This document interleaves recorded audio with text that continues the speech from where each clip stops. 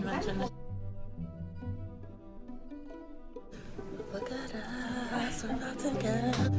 Look at us, we're about to go.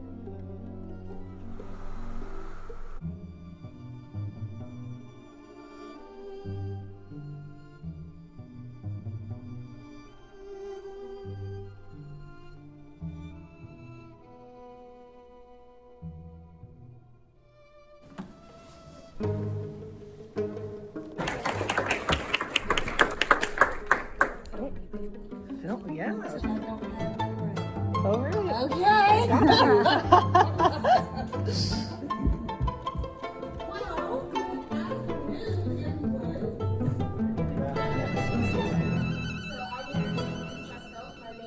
Kristal, and I was once known as Kristal Robinson.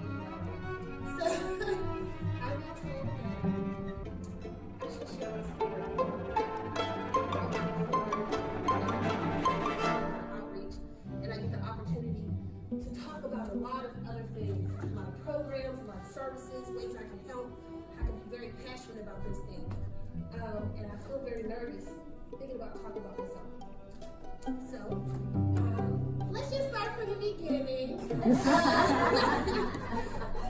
My father and mother, Georgia Lee Robinson, Charles Robinson, Army veteran, a Vietnam veteran, were stationed all over this country. He served in Vietnam. They were also in Germany, where my first brother was born.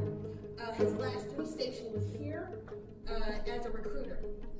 And I asked my mother, why am I from Pittsburgh and not from Texas or so? And she said, oh, because honey, you get all the seasons here. So, this is where I've grown up.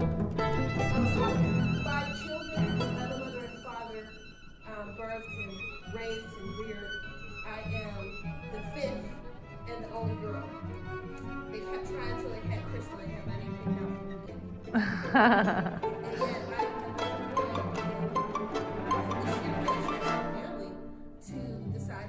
yet, yeah, four brothers, know that, and they say, no, not for me, different routes, sports, high school, working, college, all of those choices they had. And my choice came down to avoiding a test in my, sophomore year of high school. I believe it was trigonometry. I avoided that test and instead elected to take the ASVAB, which is a test to test your aptitude for the military. I went to Woodland Hills High School here in Allegheny County in Pennsylvania. Woody High! Woody High!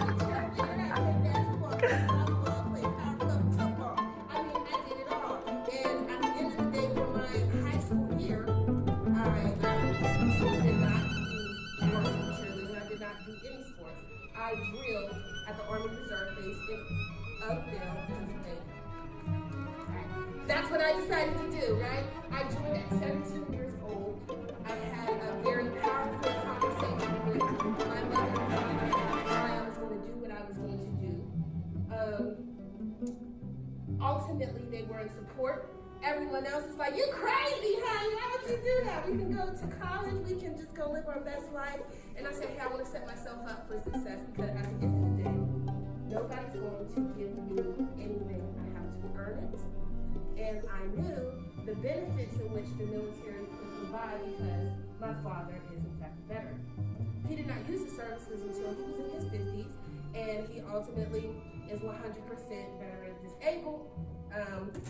By the way, thank you, Agent Orange in Vietnam, and all those sacrifices. So we see them years later. Nonetheless, I decided to take that call, go behind my father, go behind my uncle who was in the Air Force, also in the Navy, and served honorably. And I signed up, and after high school, I graduated with corps and honors and all of that, and I did not pursue a scholarship. I did not go off to a freshman year and live in the dorm. I went and I lived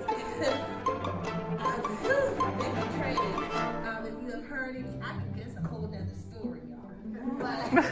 I survived.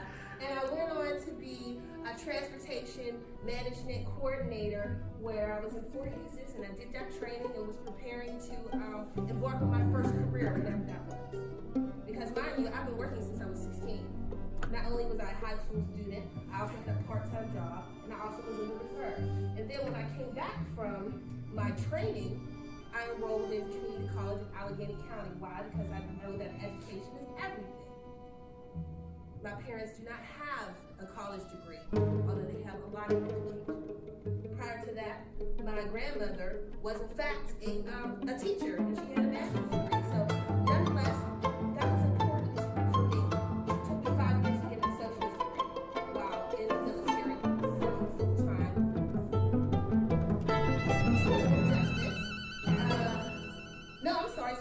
I have an associate's degree in paralegal studies. Did that for a while. I want to fight, I want to go in, I want to be a lawyer, and that's what I was driving for. And things changed. I ultimately got a bachelor's degree in criminal justice and realized that that's what I was. So, Point Park University, that's a walk-up university. I never had an opportunity to live into a dorm. I traveled, I commuted, I worked full-time, and I got my degrees. And I excelled, and I was on the dean's list every semester. Very well. Only thing I didn't do, I looked for a sponsor to pay for my master's degree because I dropped out twice, okay? I had some stuff going on in my life, okay? But with that education that I have, I am very proud. Also, decided to change gears and veer away from law, the practice of law, and go into law enforcement, and then understanding what that means inside the criminal justice system. Why was that important to me? I'm a disabled brother with schizophrenia and had contact with the criminal justice system, and therefore afforded the opportunities that people can have now who have mental health.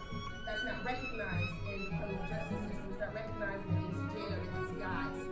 And then they did have state hospitals for mental health, and those are.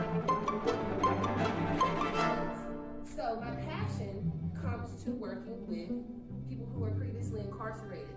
I decided that I no longer wanted to work being in the jail. I wanted to work after.